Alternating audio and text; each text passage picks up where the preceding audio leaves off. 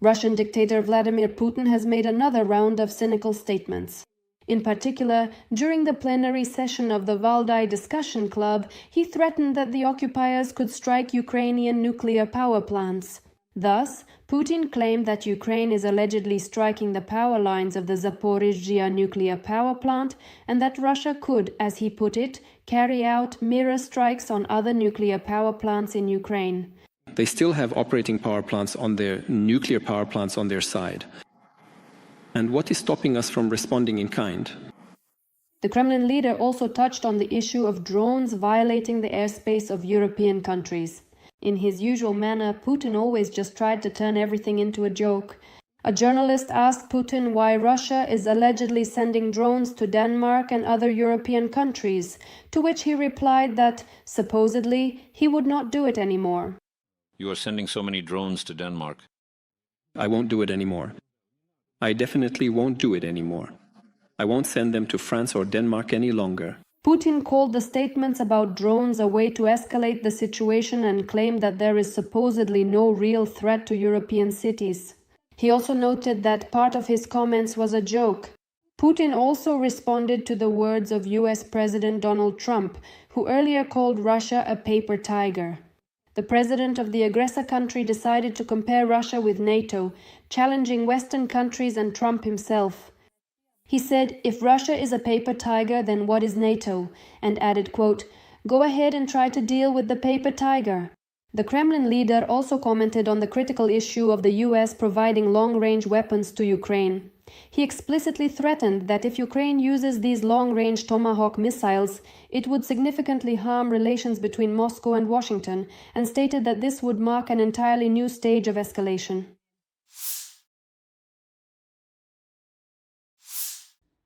Munich Airport in Germany suspended flights on the night of Friday, October 3rd, after several unidentified drones were detected. According to Spiegel, 17 departures were cancelled and 15 arriving flights were redirected to Stuttgart, Nuremberg, Vienna and Frankfurt. The runways were closed that same evening at 22:18. Federal police and district police officers monitored the area and searched for flying objects and suspicious individuals, but without success. According to the airport operator, about 3,000 passengers were affected by the disruptions. Cots were set up for them and blankets, drinks and snacks were provided. According to Reuters, which cites the flight radar service, the airport resumed operations early in the morning, although there was no official confirmation of this. Ryanair Airlines CEO Michael Leary criticized the European Union for its inability to protect its airports and emphasized that unidentified drones disrupting air traffic should be shot down. He said this in an interview with Politico. Why aren't we shooting down these drones? Leary asked. He also wondered why this doesn't happen if a Russian military aircraft flies over NATO airspace. In addition, 15 unidentified drones were spotted for the first time in Belgium at around 1:45 a.m. on Friday over the Elsenborn military base in the east of Liège province. According to VRT, this was reported by the Belgian Ministry of Defense. The base is located just a few kilometers from the German border. The publication notes that the drones were spotted by chance as a drone detection system was being tested at the base at that time. Earlier, French special forces seized a Russian oil tanker off the coast of France. It is believed that drones were being launched over Europe from this vessel. The vessel, which was part of Russia's shadow fleet and circumvented sanctions by selling Russian oil, is suspected of having been used as a platform for launching drones near Denmark between September 22nd and 25th, when unidentified UAVs flew over Copenhagen Airport.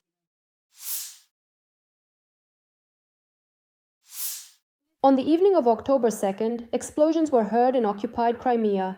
Initially, an alert was sounded on the peninsula due to a drone attack threat.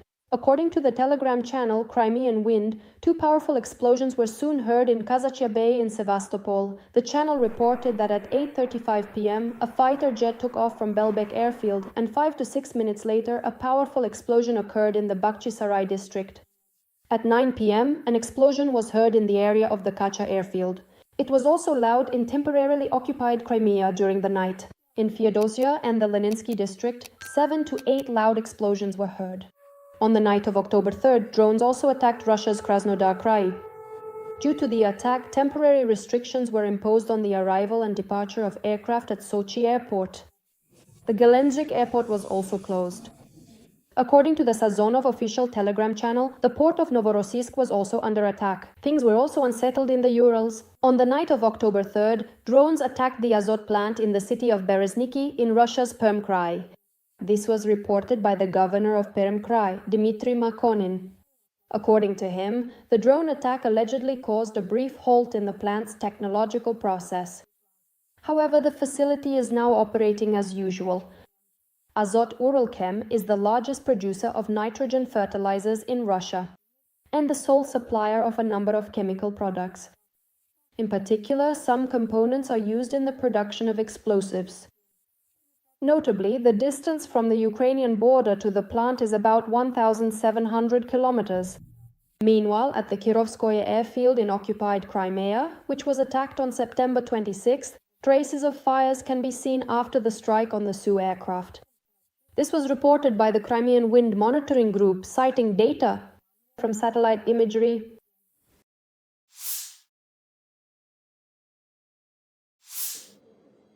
Drones struck a Russian oil refinery 1,400 kilometers from the border. On Friday, October 3rd, drones attacked the Orsk Nefteoxyntez oil refinery in Russia's Orenburg region. According to local social media reports, the facility was hit. There it gracefully goes, flying swiftly and smoothly through the air. It's now rapidly heading directly toward the main entrance of the building. The regional authorities have not yet officially commented on the incident, but videos are appearing online showing the moment the drones attacked the refinery. SBU drones attacked the Orsk Nefteoxyntez oil refinery. According to sources cited by Union, 4 primary oil processing units operate at this refinery, and the plant produces about 30 different types of products, including diesel fuel, oils, aviation kerosene, and fuel oil. However, Russian propagandist Sergei Mardan claimed that the Orsk refinery was allegedly attacked from the territory of Kazakhstan. The journalist's argument for this was the distance to Ukraine, which is 1,400 kilometers. In his opinion, strikes cannot be carried out from such a long distance. Russian social media channels also believe that Ukrainian drones could not have flown that far. Amid the attack on the Orsk refinery, the sale of gasoline in the city has been suspended according to local social media. The reason cited is panic over a possible fuel shortage. Lines have already formed at gas stations. Only one pump for 92 octane is working. Everyone's in line, basically. Meanwhile, Kazakhstan has joined the trade blockade against Russia. The country has begun to actively search for sanctioned goods in shipments coming from China to the Russian Federation. Because of this, since mid-September, a multi-kilometer-long line has formed at the Kazakh-Russian border, according to commercial participants in road freight transport. Kazakhstan also supports the OPEC Plus decision to gradually increase oil production volumes. At the same time, the country's national interests remain the top priority.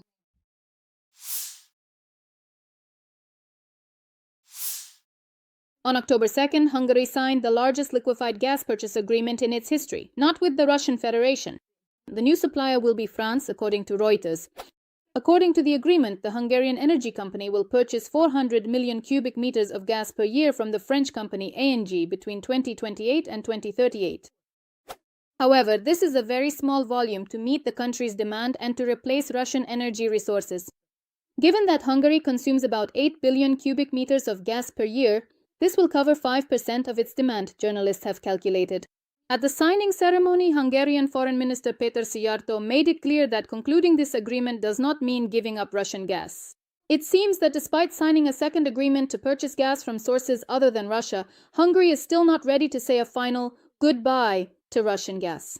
The publication reminds that Slovakia and Hungary at the beginning of May 2025 rejected the European Commission's plans for a gradual phase-out of imports of Russian gas and other energy resources.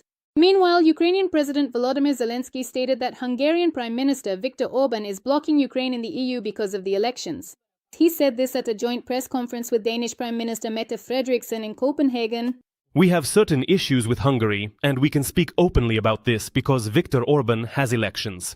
I think this is foolish. To block a large nation of over 40 million people on its path to the EU just because he has elections. Zelensky acknowledged that a decision for Ukraine's further European integration requires unanimity.